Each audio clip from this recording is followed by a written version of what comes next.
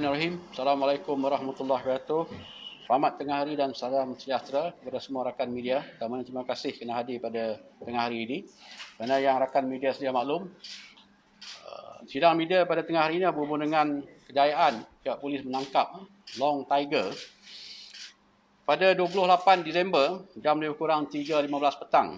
Pasukan polis daripada Jabatan Siasatan Jenayah Bukit Aman dan juga Jabatan Siasatan Jenayah daripada IPK Johor telah berjaya membekas Long Tiger di sebuah rumah di Sungai Petani, Kedah bersama dengan seorang lelaki berusia 48 tahun yang dipercayai disyaki terlibat dalam melindungi Long Tiger. Hasil siasatan jalankan dan seluruh siasat susulan di antara jam lebih kurang 7.25 malam hingga 29 Disember jam lebih kurang 3 pagi, pihak polis telah membuat dua lagi tangkapan ke atas dua lelaki Melayu di Batu Pahat, Johor yang dipercayai bersekongkol dengan suspek. Suspek yang ditangkap ini berumur 36 tahun dan 38 tahun dan salah seorang suspek yang ditangkap ini mempunyai rekod lampau jenayah dan dadah. Turut dirampas adalah sepasang gari dan sebatang pemotong besi. Siasatan dijalankan mengikut peruntukan di bawah Seksyen 224 Kanun Kesiasaan, dan jika disabit kesalahan boleh dihukum penjara selama 2 tahun atau denda atau kedua-duanya sekali. Polis Johor telah membuat satu laporan polis berkaitan dengan penularan gambar Long Tiger yang ditangkap oleh pihak polis, di mana ianya boleh mengganggu siasatan dan operasi susulan yang sedang dijalankan. Pihak polis Johor memandang serius berkaitan dengan kes ini dan tindakan tegas akan diambil dan siasatan dijalankan di bawah peruntukan Seksyen 233 Akta Komunikasi dan Multimedia 1998, dan jika disabit kesalahan boleh dikenakan denda tidak lebih daripada RM50,000 dan penjara tidak lebih daripada setahun atau kedua-duanya sekali. Polis Johor juga tidak akan berkompromi ataupun melindungi mana-mana pihak yang terlibat dalam sebarang perbuatan jenayah yang berlaku di Johor. Dan orang awam dinasihatkan agar tidak memviralkan benda-benda yang melibatkan operasi polis, tuan-tuan. Ada apa-apa soalan?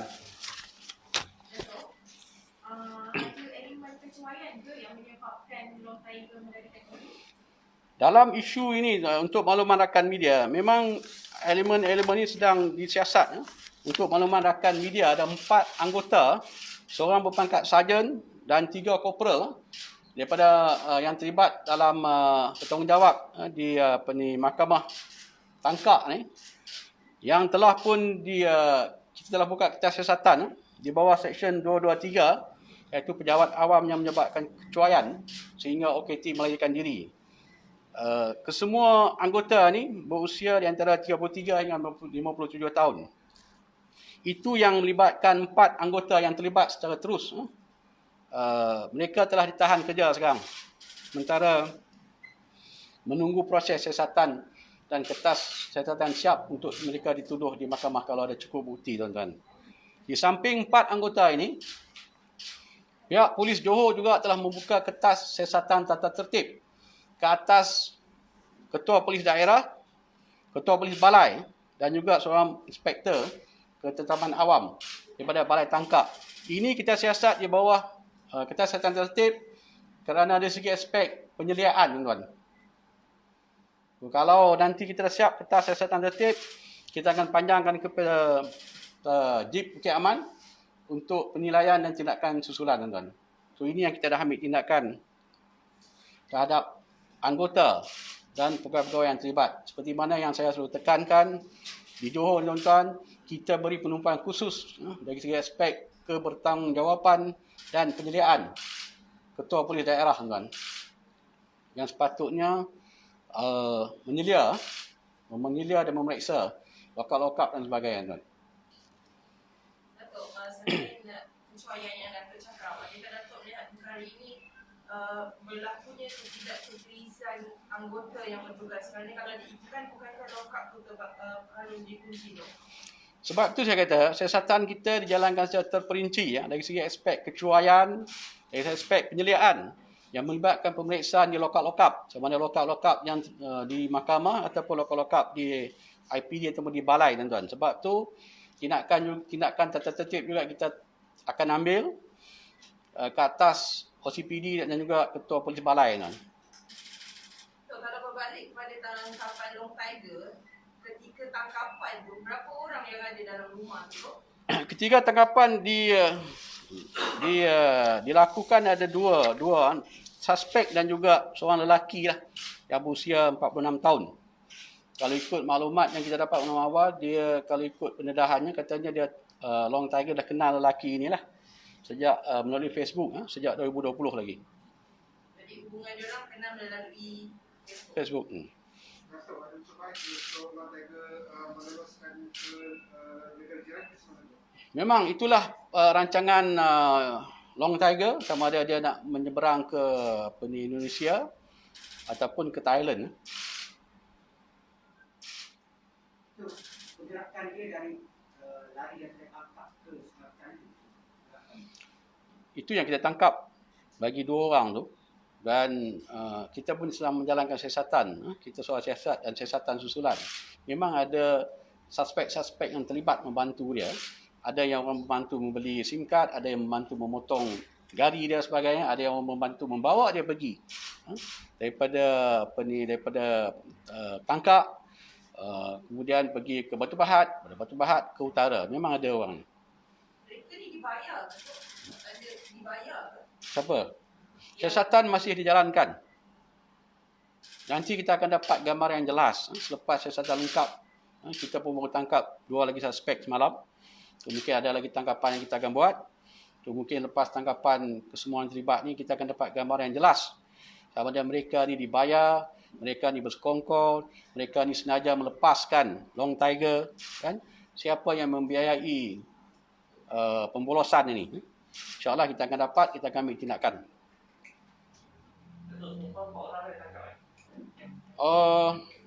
Empat lah, termasuk Long Tiger 4 lah. Status pasangan suami isteri sebelum ni apa itu? Status pasangan suami isteri ada tahan sebelum ni? Tak salah masih ada riman ya? Yang suami isteri tu. Oh, dah bebas lah. Apa hubungan dua lelaki ditahan di bertempat dengan Long Tiger tu? Ini membantu dia. Satu tu membantu dia beli SIM card. Satu lagi membantu dia memotong gari.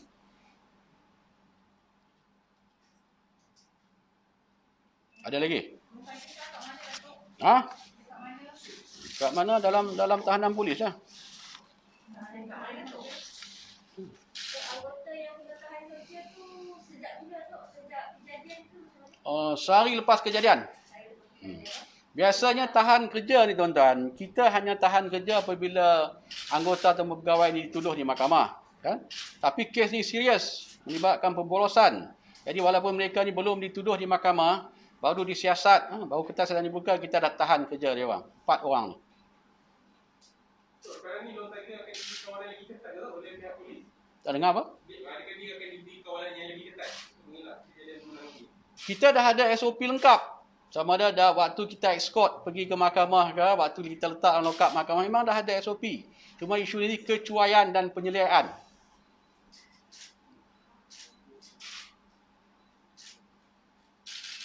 Ada lagi? Saya suka juga tuan-tuan nak memberi, bukan beri nasihat, tak ada tuan-tuan. Saya tak beri nasihat. Saya telah mengambil tindakan terhadap tindakan sama ada pegawai polis, orang awam, anggota polis yang memviralkan maklumat-maklumat sulit ataupun gambar-gambar operasi yang diperoleh di dalam Facebook. Setakat ini untuk makluman rakan media, yang seorang individu ni suspek daripada yang pemilik kepada Facebook debat JD yang memviralkan gambar tangkapan dalam Facebook dia, kita pun dah buka kertas siasatan di bawah Seksyen 233 atau komunikasi dan multimedia. Kita dah kenal pasti siapa pemilik Facebook ni, berusia 47 tahun, berasal daripada Kelang. Dia ni bekas anggota polis. So kita dah buka kertas siasatan. Yang kedua, saya pun dah ambil tindakan terhadap seorang anggota polis saya daripada Johor, anggota polis berpangkat korporal berusia 30 tahun dan seorang pegawai polis berpangkat SAC, Senior Assistant Commissioner, yang terlibat dalam kecuaian menyebabkan kebocoran maklumat arahan saya di tempoh hari pada 16 hari bulan itu. Itu yang saya katakan, sama ada orang awam, pegawai polis, anggota polis yang terlibat meviralkan benda-benda sulit, saya akan ambil tindakan. Tak kira lah pangkat apa pun. Yang saya ambil ni pangkat SAC.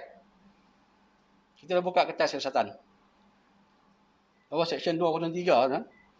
Mendedahkan maklumat sulit. Ini kalau disabit kesalahan 1 tahun penjara ataupun denda 1 juta kan. So saya tak nak bagi apa-apa dah tuan, saya akan ambil tindakan. So hentikan sebarang tindakan, jangan terlalu gairah nak meviralkan, nak menjadi orang pertama menyebarkan berita-berita melibatkan operasi polis. Dengan pendedahan melalui Facebook ataupun TikTok sebagainya, ini menjejaskan operasi susulan pihak polis. Orang mungkin tak sedar. Dia mungkin nak banyak orang like dia punya Facebook. Dapat dikesan, kita akan tangkap. Tidak ada tolak ansur, tuan. So, lain kali jangan buat benda-benda ni. Ada lagi soalan? Habis?